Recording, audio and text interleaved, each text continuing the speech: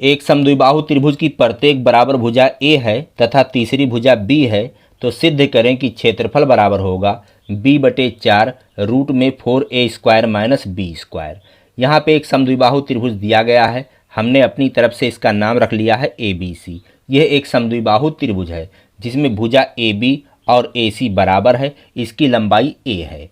AC की लंबाई भी a है और AB की लंबाई भी a है, और तीसरी भुजा जो BC है उसकी लंबाई b है। हमें इस त्रिभुज ABC का क्षेत्रफल निकालना है, तो किसी भी त्रिभुज का क्षेत्रफल निकालने के लिए जो सूत्र है वो है 1/2 गुणे आधार गुणे ऊंचाई। तो यहाँ पे तो आधार b है, ये वाला अगर आधार मान लें तो ये b है, लेकिन ऊंचाई नहीं मालूम है। तो सबसे पहले हम क्या करेंगे, शीर्ष बिंदु A से एक शीर्ष लंब खींचेंगे आधार BC पर। तो चलिए हम रचना में इसको कर लेंगे। उसके पहले जो दिया गया है उसे लिख लेते हैं। दिया है एक समद्विबाहु त्रिभुज ABC जिसकी भुजा AB बराबर है AC और जिसकी लंबाई है a तथा BC की लंबाई b है।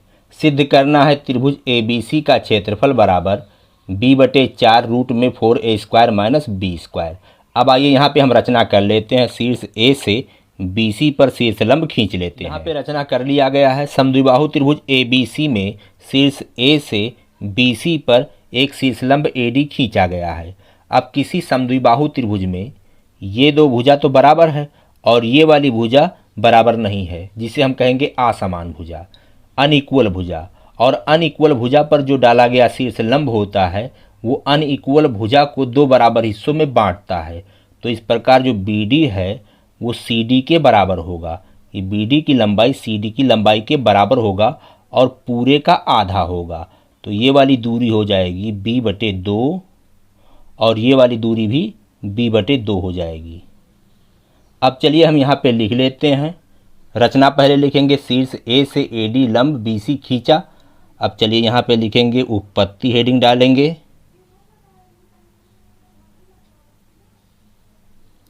चूंकि AD लंब है BC पर, कैसे रचना से रचना किया गया है, और अगर AD लंब है BC पर इसलिए ये जो BD है वो CD के बराबर होगा और पूरे का आधा होगा। इसलिए BD बराबर होगा CD के और पूरे का आधा होगा, पूरा है BC, इसका आधा तो 2 से भाग कर दें। BC की लंबाई ये वाली लंबाई है B, तो b/2 होगा। हमारा यहाँ पे जो उद्देश्य है वो AD की लंबाई निकालना है। अब AD की लंबाई कैसे निकालेंगे, यहाँ पे देखिए, त्रिभुज ABC एक समद्विबाहु त्रिभुज है जिसमें शीर्ष A से AD लंब खींचा गया है, और जब ये लंब है तो 90 अंश का कोण बनना है और यहाँ पे भी 90 अंश का कोण बनना है। तो एक त्रिभुज ADB ये वाला त्रिभुज और दूसरा ADC ये वाला त्रिभुज, दोनों ही समकोण त्रिभुज हैं। ये वाला और ये वाला दोनों समकोण त्रिभुज हैं। अब हम इनमें से किसी एक समकोण त्रिभुज को लेंगे और समकोण त्रिभुज में पाइथागोरस प्रमेय से हम AD की लंबाई निकाल लेंगे। तो चलिए त्रिभुज ADB इस वाले त्रिभुज को लेते हैं। त्रिभुज ADB में हमारा मकसद सिर्फ और सिर्फ क्या है, AD की लंबाई निकालना है। तो इसमें कर्ण का वर्ग, कर्ण क्या है, ये जो भुजा AB है वो कर्ण है, 90 अंश के सामने वाली भुजा कर्ण होती है। तो कर्ण है AB, तो AB का स्क्वायर बराबर लंब का स्क्वायर प्लस आधार का स्क्वायर। तो लंब है AD, आधार है BD, AD का स्क्वायर प्लस BD का स्क्वायर। अब AB की लंबाई, ये AB है, AB की लंबाई है A, तो A का स्क्वायर बराबर AD का स्क्वायर, इसे निकालना है। तो AD का स्क्वायर प्लस BD जो है इसकी लंबाई b/2 है, तो b/2 इसका स्क्वायर। अब इस पूरे को हम इधर ले आएंगे बाएं पक्ष में, तो बाएं पक्ष में A² है पहले से, इसको लाएंगे तो चिन्ह बदल जाएगा, प्लस से माइनस हो जाएगा, माइनस b/2 इसका स्क्वायर बराबर के इधर AD का स्क्वायर। अब चलिए इधर हल कर लेते हैं। तो A² माइनस इसका वर्ग करेंगे तो b का हो जाएगा b स्क्वायर और 2 का हो जाएगा 4 बराबर के इधर AD का स्क्वायर। अब आइए यहाँ पे हल कर लेते हैं। तो AD स्क्वायर वो बराबर हो जाएगा यहाँ 4A square minus B square हो जाएगा। जब एलसीएम लेंगे तो 4 आएगा और इसमें गुणा हो जाएगा 4A square, 4A square minus B square बटे 4 होगा। यहाँ पे फिर से हम समझ लेते हैं, A स्क्वायर में से घटाना है B स्क्वायर बटे 4 को, तो हम एलसीएम लेंगे 4, उसके बाद में इसमें गुणा होगा, फिर माइनस B स्क्वायर होगा, तो यहाँ पे हल करेंगे तो इतना आएगा।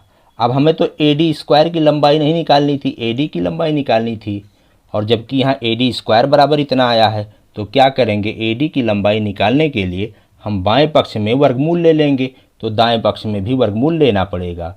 तो इधर हो जाएगा AD, वर्गमूल लेंगे तो AD हो गया, इधर वर्गमूल लेंगे तो इसको रूट के अंदर रहने देते हैं, 4A square minus B square, ये रूट के अंदर है, बटे 4 था, 4 का वर्गमूल हो जाएगा 2।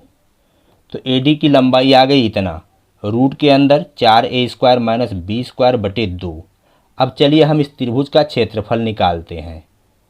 त्रिभुज ABC का क्षेत्रफल, किसी भी त्रिभुज का क्षेत्रफल निकालने का जो सूत्र है वो है 1/2 गुणे आधार, आधार यहाँ पे है BC, इस त्रिभुज का आधार BC है, और ऊंचाई, ऊंचाई है AD।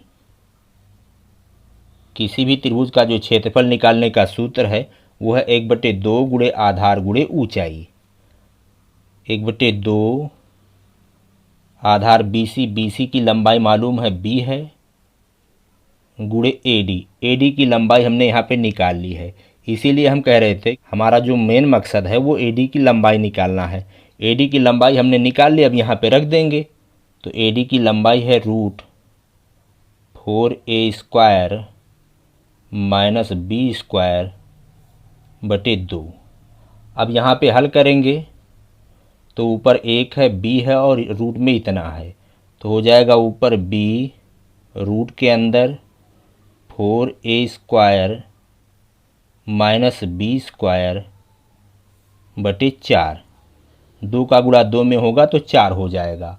अब इसको हम इस प्रकार से भी लिख सकते हैं, B बटे 4 को अलग कर लें, B बटे 4, और इसको रूट में ऐसे रहने दें, √4A square minus B square, और हमें यही प्रूव करना था, तो प्रूव हो चुका है।